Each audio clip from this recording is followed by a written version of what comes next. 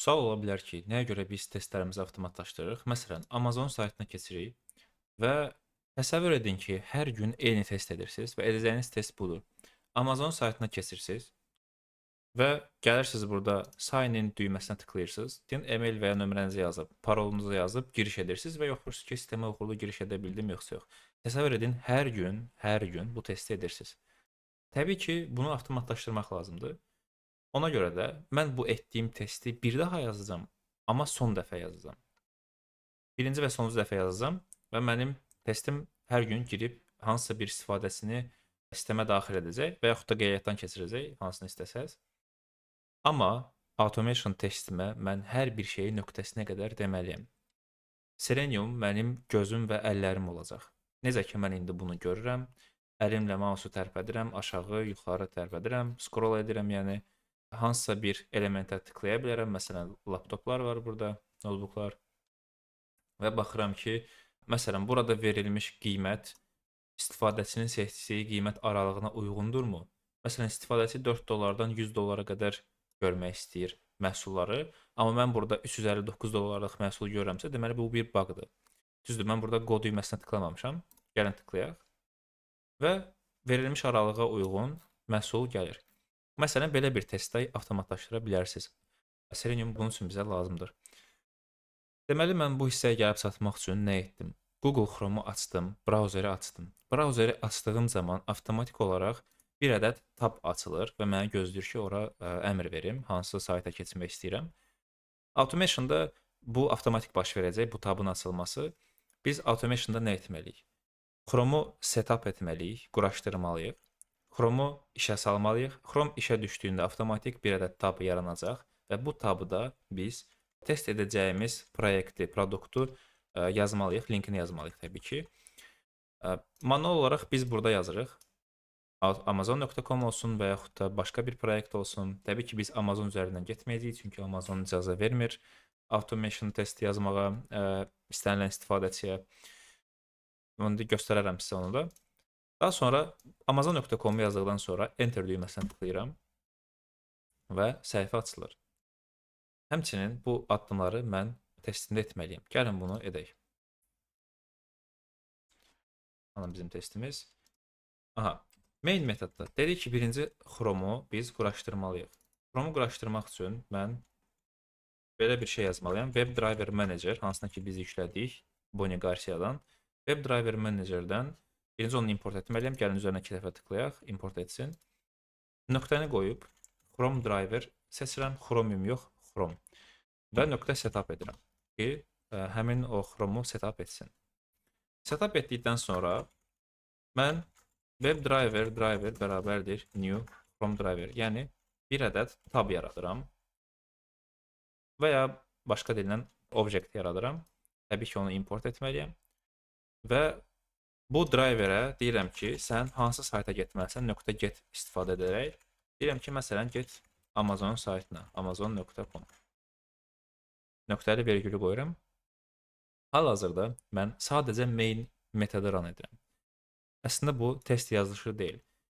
Bu videoda mən yalnız nümunə üçün göstərirəm ki, Chrome necə avtomatlaşdırılmış şəkildə açılır, sayta keçilir, nəsə yoxlanılır və hansı metodlar var. Testimizə biz ilk öncə JUnit-də, daha sonra TestNG-də başlayacağıq. Gəlin sadəcə main metodumuza run edək. Və baxaq nə açılır. Bizim haradasa bir problemimiz var. Main Java-da. Gəlin bu developerin Javasını buradan silək. Ehtiyacımız yoxdur, istəmirik. Bu package'i də buradan silə bilərik.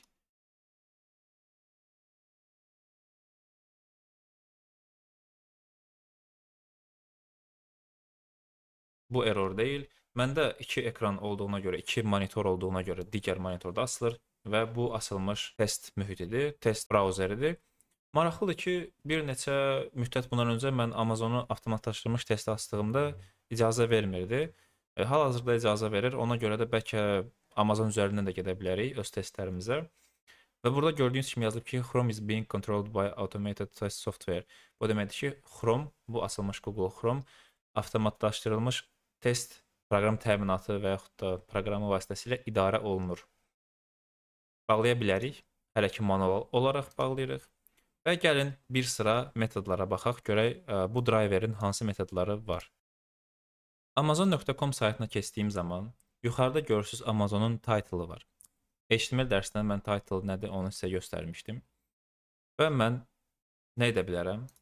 Sistem out printerində yaza bilərəm ki, driver.getTitle. Sistem out printerində mənə göstər ki, avtomatlaşdırılmış brauzerdə açılan tabın, tab dediyimiz, baxın bu bir tabdır, bu digər tabdır. Tabın title'ını mənə ekrana gətir.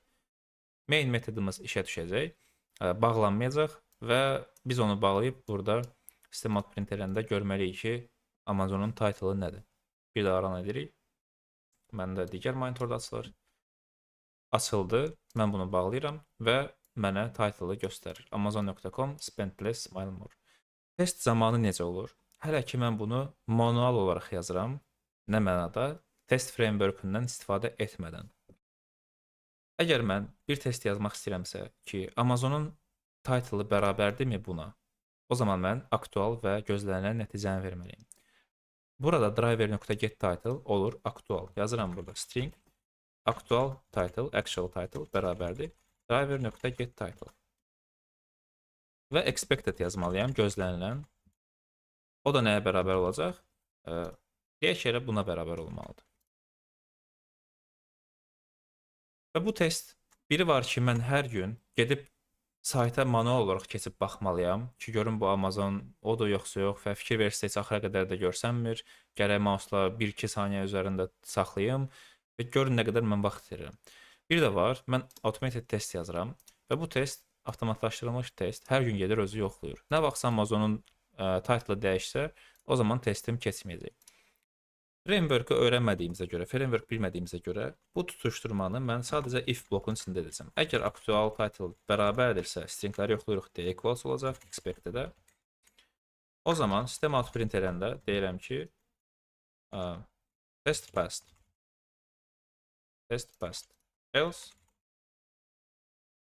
sistem out printerində deyirəm ki, test dırnağın içində olmalıdır. Test failed. Testimi run edirəm və terminalda, konsolumda ya test keçdi, ya da test keçmədi görməliyəm. Brauzerimiz açıldı, yüklənmə bitdi, bağlayıram və deyir test keçdi. Necə sübut edə bilərik ki, həqiqətən testim keçdi? Sadəcə bura bir ədəd hərf əlavə edəcəm və yaxud da 2 ədəd. Testimi bir də run edirəm, main metodumu bir də run edirəm, dilim hələ də öyrəşmir. Brauzerim açıldı, yükləmə bitdi, bağlayıram və deyir ki, testin keçmədi. Bunu buradan silirəm. Test frameworklərində JUnit olsun, TestNG olsun, biz orada bu bloklardan istifadə etməyəcəyik. Zəhmət olmasa bunu yadınızda saxlayın. TestNG-yə, JUnit-ə başladığımız zaman deyəcəm sizə nəyə görə biz bundan istifadə etməyəcəyik və nədən istifadə edəcəyik. Deyək ki, bu oldu bizim bir testimiz və bu cür testdən biz 100 ədəd yaza bilərik və sadəcə bir dəfə run düyməsinə tıklamaqla, təbii ki, bu nümunədə runımız buradan olacaq, amma TestNG-yə, JUnit-ə başladığımız zaman biz işə salmanı başqa cür edəcəyik. Bir dəfə işə salacağıq, bütün testlərimiz run olacaq, hansı keçəcək, hansı keçməyəcək, onun reportu hazırlanacaq və report da bizə gəlib çatacaq.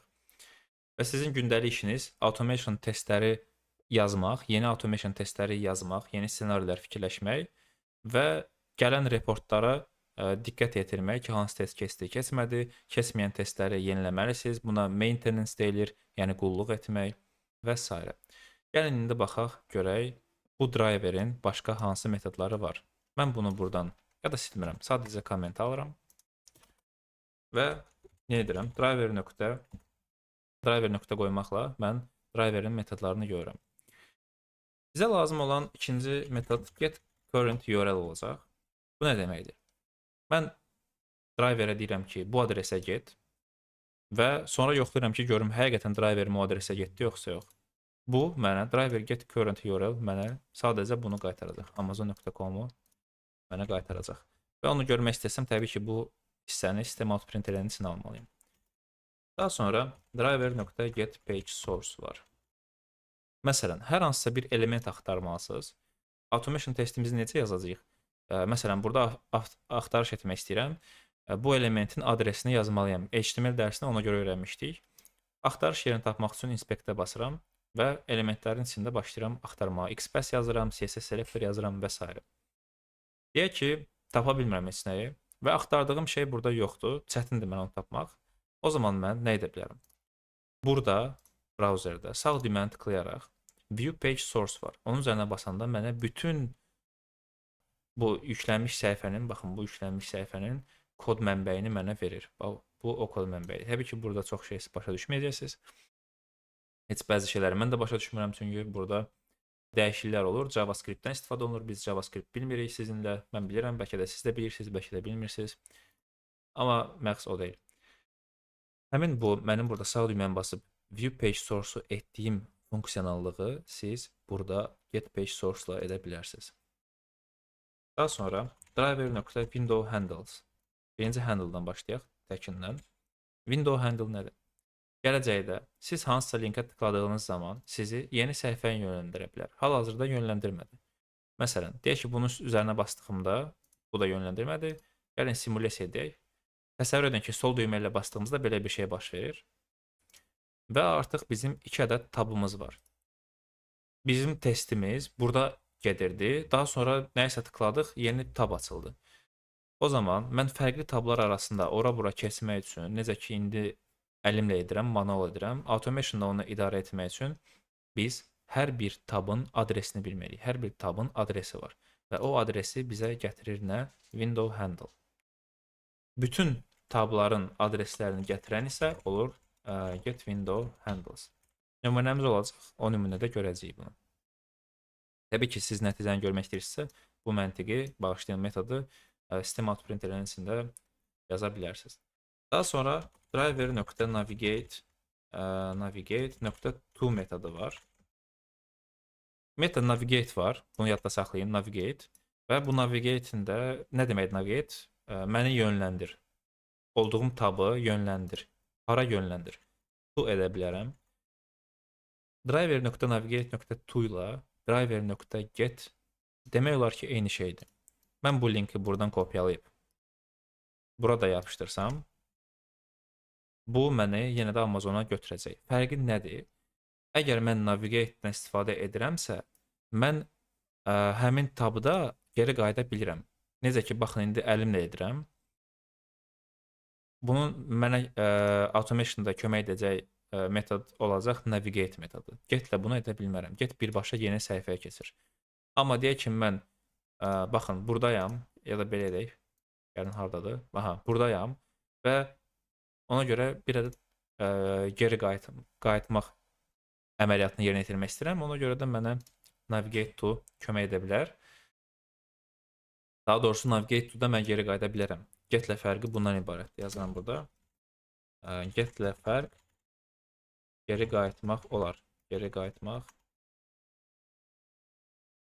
Daha sonra driver birbaşa özümüz əmr verə bilərik ki, geri qayıt. O zaman navigate.back olacaq. İləri getmək, irəli getmək driver.navigate.forward olacaq. Səhifəni yeniləmək, refresh etmək olacaq bizdə driver.navigate.refresh. Və həmin o tabı bağlamaq, deyək ki, bu tabla işimiz bitdi və biz onu bağlamaq istəyirik. O olacaq driver.close. Bəs ümumi brauzerimizi bağlamaq istəsək necə olacaq? Yəni, həm bütün tablar bağlansın, həm də brauzerimiz bağlansın. O olacaq driver.quit. Deməli, burada yazıram close. Bir tab bağlayır. Quit isə bütün tabları və ya brauzeri. Metodlarımız çoxdur. Driver yazaraq, nöqtə qoyub baxa bilərsiniz. Başqa hansılar var. Bizə lazım olacaq. Demək olar ki, hamısı lazım olacaq. Əsas da manage və find element. Bəli, find element və manage. Ona görə də gəlin növbəti dərsdən, növbəti videodan baxaq ki, biz lokatorları necə tapacağıq, hər hansı bir elementin adresini necə tapacağıq və necə deyəcəyik ki, ay mənim testim, get həmin elementlər nəsə et. Məsələn, bu axtarış yerinə gaming keyboard yaz və yaxud da laptop yaz. Hazırsa, davam edək.